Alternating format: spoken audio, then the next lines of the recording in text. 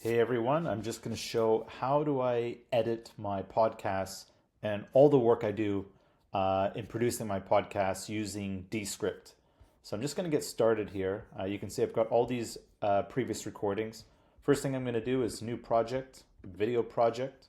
So when I record my podcast, I do these as video with audio recording, and then I kind of use some tools at some point to separate the audio that gets created as an MP3 file, and then that gets uploaded to different channels. So I've got my recording here. This is going to take a little while because I don't know how big this file is. So I just drag and drop. You can see it's getting started here. One of the first things I do is when this prompt comes up, I basically say there's two people talking, so I'm going to let it detect the speakers. And then once this runs a bit, it's going to basically ask me like who's speaking. So I'm just going to let this click. And then it's probably going to give me maybe 30 seconds to 60 seconds where it's going to ask me to identify the voices. And then once I've done that, you can see here everything's loading. So this is 1 gig of a file for the recording. You can see we're at 18%. So this is going to take a good 5 minutes or so. And then I'm waiting for this to happen. While we're here on this left screen, which is all these dots, this is where all the text is going to appear. So when I need to look at all the different texts as part of the podcast recording, I'll see it here, and quite often I'll see words that I know personally are not recorded correctly in terms of what did Descript think I said. So for example, if I say Ahrefs, it doesn't even know what Ahrefs is, and that's an SEO tool. So it's going to interpret what it thinks I said and just kind of spell it forward. Same thing if I'm saying someone's name. If I say David Shapiro, it probably will get it. But if I say something else like Dmitry Belyanin, it's probably going to be, what's that? And it's just going to spit out what it thinks it will be. So here we go.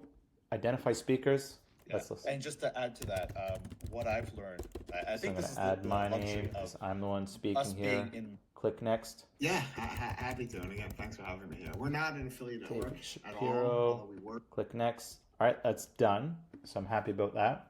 So we will see what's going on here. I've got this running for a little bit longer. We've got 66%. We're almost done this.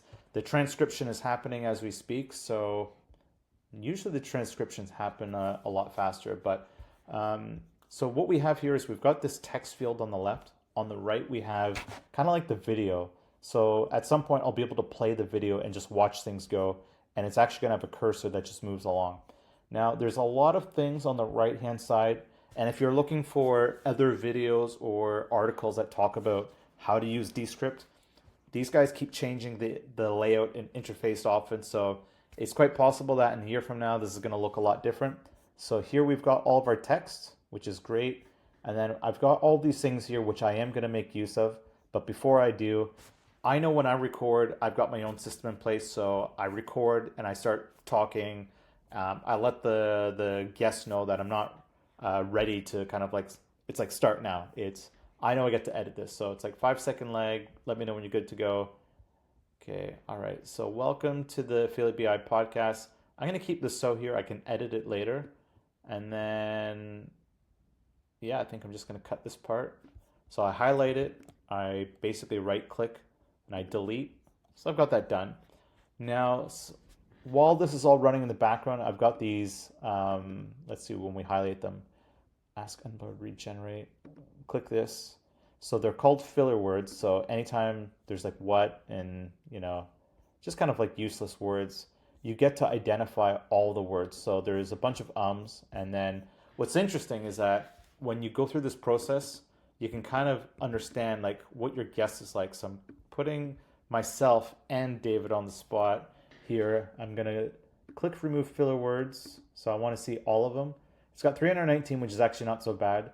What I consider a lot in a single recording for me personally is when we hit 500. So this is kind of average or it's fine. And when I have some guests that they're just amazing at speaking, it'll be like 100 to 200. So I can click remove all, but I can also kind of look at what they are. So we've got like, right, well, so, but it's even got like the breakdown of the words. So I'm just going to click remove all because I'm like, I just don't care. I mostly like having them here. And another thing, when you see these dots, this is like a gap in time when there's no speaking. So I'm going to hit play and you'll see what I'm talking Figure about. out, what merchants sell it. There was very little there, so that was just a short one. Sometimes when I'm recording, this happens where I'm the one talking and then I just have a brain freeze, and then 10 seconds later I recover my thoughts. That'll show up as these dots, but if it's 10 seconds, it'll be a lot of dots. So when you're editing, you're looking for a lot of the dots. So we've already got rid of the filler words, or at least most of them. I think there's a couple more filler words left. I'm not really going to bother at this point. So again, we got a couple more dots. Right. Okay, I got a question. Okay, so that one, I mean, like, it's harmless keeping it in there. It even tells you how much time. It's like 1.7 seconds. I'm just going to correct it. Actually, I just want to delete it. That's all I care to do here. Delete. Got it. All right, let's keep going. I'm looking for, more issues. And, David's been a great guest. There's a really good flow of back and forth here. Maybe it's me talking too much, but sometimes guests they talk for quite a bit, and then it makes it more difficult for me to pull out the insights. So there's really not too much here. So while this is going on, we've got all this fun stuff in the background. So I'm going to close this part, and we've got this underlord here. Studio sound. If my guest, in this case, I don't think he's got a microphone. Sometimes you're in a room and there's a bit of echo. You just click studio sound and then it just starts running. So this is pretty much what I always do. Am I optimizing my whole setup? I don't know. I just know that I've done enough to learn here. Like there's ducking. I'm like, I just kind of don't care about ducking. Although maybe someone else who's going to be editing will. There's all these other stuff here I just not have bothered with. So I'm going to show how I can actually make a little clip. So I'm just going to see if I can do something here. Okay, this is David talking. Okay, if I wanted to turn this into a clip, let's just say it's only one paragraph, but it could be multiple paragraphs, doesn't matter. So I can just right click and then I'm going to duplicate to new composition, click to open it. You can see it's right here. Now I've got just that composition. So I've got the text, but more importantly, I've got the video. What I can do here is I can click publish. I can export this. I can export it as a GIF, a video, audio, transcript even, and it just gives me all the things. So since I'm still running my studio sound in the background, I don't really want to do this yet. I want to at least let studio sound process first before I start doing anything. And then here's where you can kind of navigate. So here if I click on this one, it takes me to the entire composition. And if I do the next two paragraphs, I'm just going to do this one. Duplicate to a new composition, open. You can see here I've now got them nested. So I've got all of these compositions. So what I'm doing is when I'm putting together a podcast is, there's tools that will do this for you. Like you can use opus.pro, which will basically take what it thinks are the insights. But sometimes when I am putting together an insight, I'm doing it in a little different way. I'm actually editing. So I'm kind of looking for things that I think would be like, wow, this is like the best, smartest soundbite that's on here. Maybe it's easier for me to do this because I'm the one who's come up with the questions and I'm the one who's been, in affiliate marketing for a long time. So I kind of like to do this work myself, but it is possible to pass this on to someone who gets really good at editing. So you're just kind of like, you basically go through the whole thing, and I'm not looking for what I'm asking for unless I'm looking for a question. Then I'm basically just looking to see what did David say that was like really impactful. And there's actually a couple sound clips that I know I do want to capture. Let's pretend it was this one. It was like, it's the whole one. Now when I'm doing clips, I'm trying to find something that's maybe maximum 1 minute long.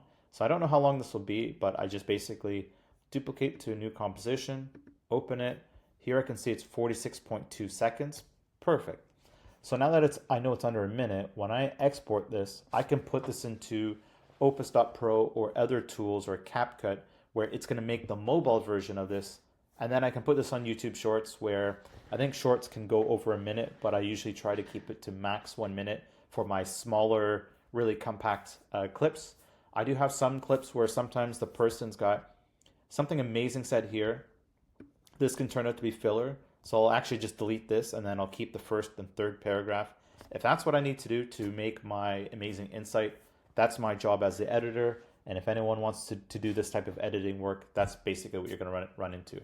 So I think that's mostly everything in a nutshell. It's everything looks like it's ready. So what I'm going to do here is, because I've got studio sound and everything done, I'm going to export this as video.